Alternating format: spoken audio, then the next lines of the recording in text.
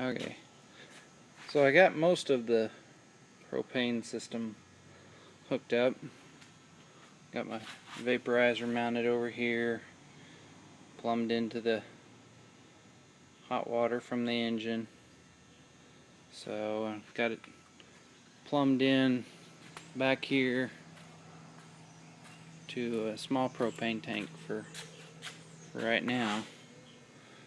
But I don't have the electronics done because for some reason they sent me they got the wrong plugs in them.